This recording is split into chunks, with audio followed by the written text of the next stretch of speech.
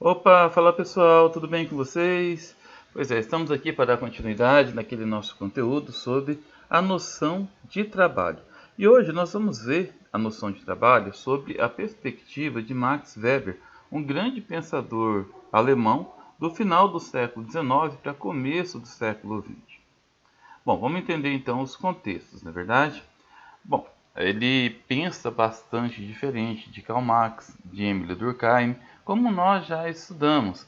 Ele parte de um entendimento de que toda a relação do trabalho na sociedade está calcado nos valores do homem, e esses valores são compartilhados por uma comunidade. Bom, esses valores implicam ações determinadas que permitem o entendimento do grau de organização de cada cidade. Bem, pessoal, eu esqueci de comentar no começo, mas já dando um tempinho para a gente falar, né? Essa aula é mais para explicar os slides que foram utilizados em salas de aula.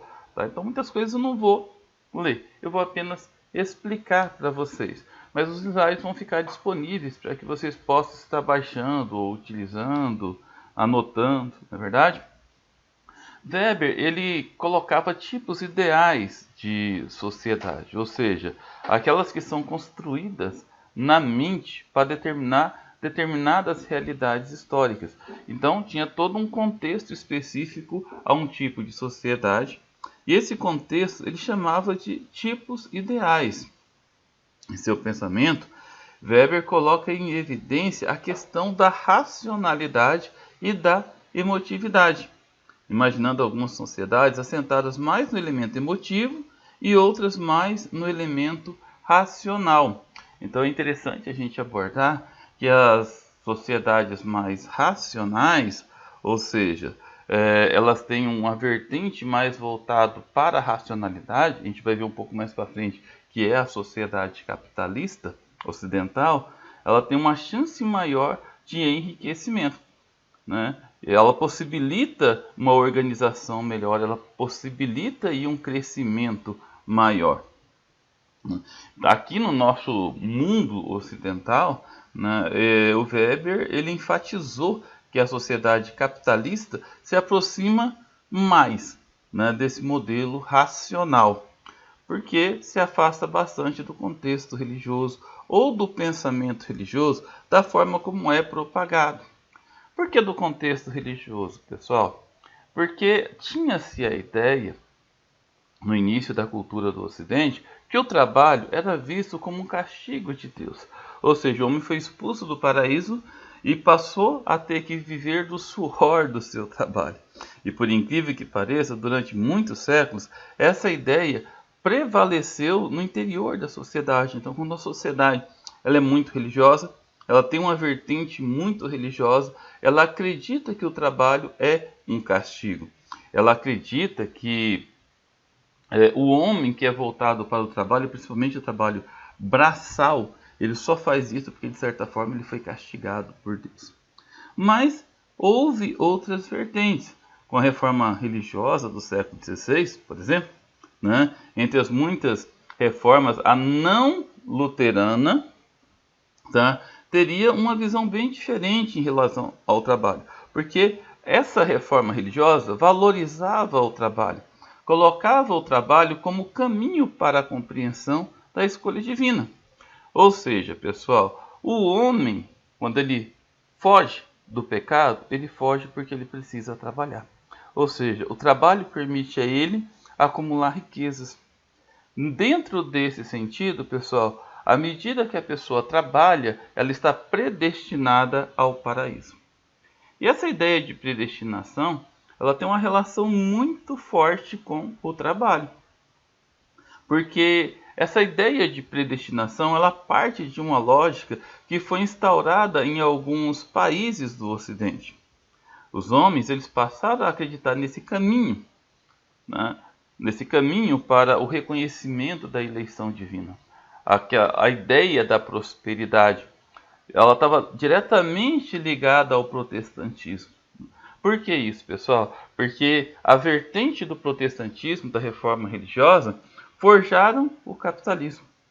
Ou seja, a racionalidade e as relações sociais estariam destinados ao paraíso para o homem que trabalha, para o homem que usa essa sua predestinação, essa sua racionalização em sua trajetória de vida. E dentro desse contexto entra a ciência, entra o desenvolvimento. Bom, segundo o Weber, ele inclusive escreveu um livro sobre isso, falando sobre a questão da ética protestante. Porque existe aí dentro do contexto do protestantismo uma ética relacionada à impessoalidade, à pouca emotividade, bem diferente, pessoal, do catolicismo. Então, esse contexto ético faria com que os países com vertentes protestantes, como é o caso da Inglaterra, como é o caso dos Estados Unidos, tivessem uma tendência maior à riqueza. Com países que se desenvolvem mais rápido e melhor, pelo fato de serem protestantes e serem muito poucos católicos. Nós podemos observar também dentro dessa ética um comportamento social relacionado ao acúmulo de riqueza, relacionado aí ao acúmulo de bens materiais. Então, o Weber ele analisa que essa ética ela é diferente, por isso que alguns países têm uma tendência a um crescimento maior do que outros países. Algumas sociedades têm uma tendência a um desenvolvimento maior do que outras sociedades. Agora nós vamos analisar um pouquinho o conceito de Weber sobre ação social, porque a ação social está relacionada diretamente à questão do trabalho na sociedade. Para Weber, a ação social é a capacidade do indivíduo de agir em uma dada sociedade, baseando-se em sua necessidade de se relacionar com os outros. Pessoal, quando a gente fala em ação social, nós estamos falando na relação do indivíduo com o seu próximo, na relação do indivíduo com a sociedade. E essa relação do indivíduo está pautada de valores. E esses valores, pessoal, têm uma relação muito forte com a cultura. Então, é muito importante a gente entender que os valores de um indivíduo, a cultura de um indivíduo, bem como a sua ação, está condicionado à sua vida em sociedade. Então, a liberdade de ação do indivíduo, condicionada aos valores que ele carrega, construídos historicamente nas relações sociais, contudo, preste atenção que essa parte é muito importante, sem as amarras da sociedade que lhe impedissem de pensar e de elaborar novos modelos comportamentais, iriam pautar seus passos doravante. O que seria isso, pessoal? Você não pode se amarrar a regras tradicionais da sociedade. Você tem valores que são pessoais. E esses valores, quando são instituídos em uma sociedade, eles têm uma tendência a serem construídos dentro do meio do trabalho. E nesse sentido, pessoal, o trabalho, ele se faz por meio de crenças. Ele consegue atingir o seu ápice. E o seu ápice seria o acúmulo de riqueza, seria o benefício próprio do trabalhador, segundo o Weber. O Weber ele tem uma valorização do trabalho dentro do contexto da ética protestante. Como nós já vimos, o trabalho ele sempre esteve preso à ideia de castigo, a ideia de que o homem ele é obrigado a trabalhar porque ele pecou, porque ele, como se diz, ele desobedeceu. Enquanto ele estava no paraíso, aquele paraíso lindo, maravilhoso, que provia tudo sem muito esforço, ele desobedeceu e por isso ele foi obrigado a trabalhar. Então essa ideia faz com que a sociedade em geral entenda o trabalho como um grande fardo. E o contrário também é verdadeiro. Passa-se a ideia, pessoal, de que aquelas pessoas que não trabalham são melhores, são mais bem-sucedidas, são mais felizes. Aquelas pessoas que ficam o tempo todo sentado, tomando a sua bebida, olhando os outros trabalhar, têm uma ascensão maior. isso seria uma concepção um pouco mais aristocrática, ou seja, eu passo a fazer parte de uma elite quando isso acontece. Porém, pessoal, embora as atividades produtivas envolvessem assim, uma razão, essa razão influenciou muito pouco o desenvolvimento. Por que influenciou muito pouco? Porque a vida ela precisa estar pontuada dentro de uma racionalidade. Então, o trabalho, dentro desse contexto, ele passa a ser importante, porque senão a sociedade não prospera. E essa visão de prosperidade, ela surge com a reforma religiosa do século XVI. É claro que com algumas variantes, na verdade. O trabalho, então, ele passa a ser interpretado como uma ideia de vocação, como um dom atribuído a cada pessoa. Cada indivíduo ele vem ao mundo com um dom específico. E esse dom, essa vocação, ela pode ser explorada através do trabalho. E com essa própria ideia de exploração do seu dom, da sua vocação, né, que algumas pessoas colocam a ideia de predestinação, né, se o homem explora a vocação que foi dada a ele por Deus, né, então ele está predestinado ao paraíso. Então as pessoas que têm essa ideia, ou a sociedade que cultiva essa ideia, passa a valorizar mais o trabalho como uma ideia de valorização. E assim, pessoal, aumenta a questão das atividades produtivas, como também o dos ganhos materiais. O Weber ele trabalha muito com essa questão dos ganhos materiais e da valorização do indivíduo. Contudo, como é de se esperar nesse processo de racionalização, também tem um desencantamento com o mundo. Por que isso? Porque quando você passa a entender os mecanismos, as lógicas de funcionamento do mundo, o próprio comportamento humano, que muitas das vezes é grosseiro, é interesseiro, é corrupto, o homem, ele para acumular riquezas, ele chega ao ponto de fazer atrocidades, roubar, matar, né? Boa parte das pessoas que conseguiram aí uma ascensão financeira muito grande, geralmente ou fizeram isso, né, por meios exclusos.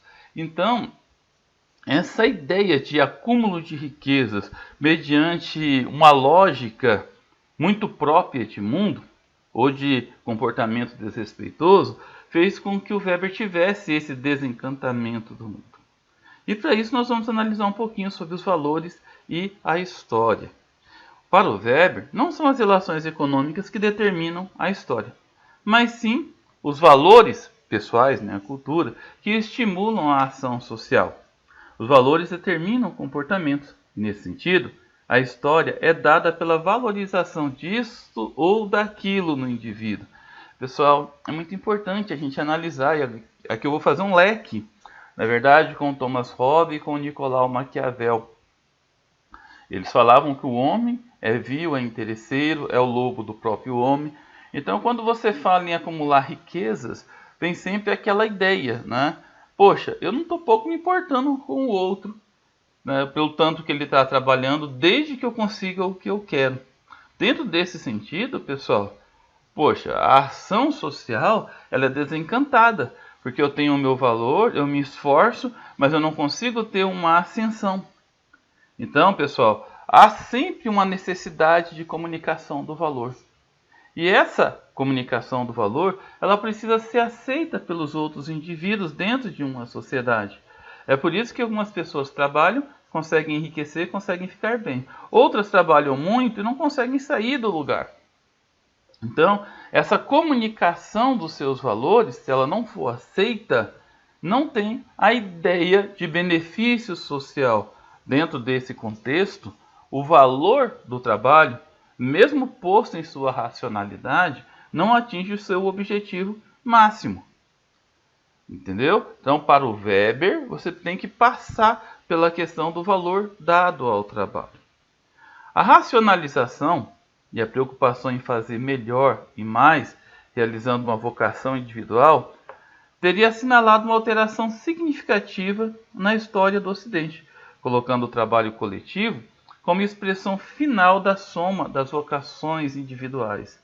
Para o Weber, pessoal, o trabalho racional dentro de uma sociedade, né, estimulando aí todas as vocações individuais, favorece o crescimento da sociedade como um todo. Bom, agora concluindo todo o pensamento de Weber sobre o trabalho. Nem sempre o trabalho foi valorizado como realização de um sentido maior para o indivíduo. Como nós já vimos, né, existia uma perspectiva aristocrática que é relacionada a visões religiosas que avaliavam de forma negativa o trabalho. Ou seja, o trabalho sempre foi enxergado como um castigo pelo homem, fruto da desobediência, fruto do pecado, e não como algo predestinado, como uma vocação, para que ele pudesse obter bens materiais e que esses bens materiais fossem um presente de Deus para eles. E nesse sentido, né, houve escravidão, houve servidão em determinadas sociedades. Por que isso? Porque se atribuía o fato do trabalho, né, à condição depreciativa do trabalhador. Ou seja, pessoal, só tinha que trabalhar em serviço braçal aquele que era menos digno.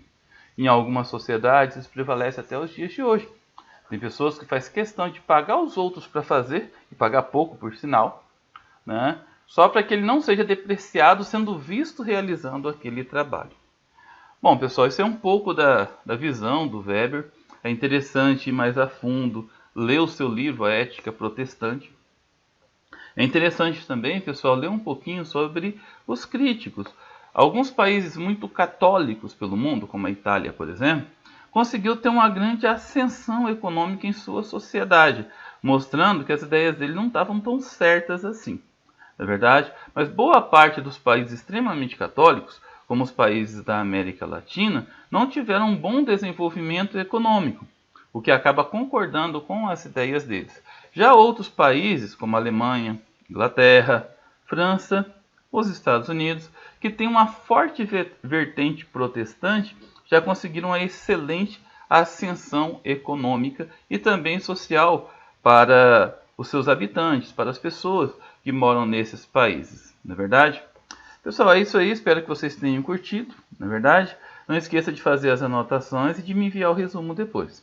Valeu, fiquem com Deus e até a próxima.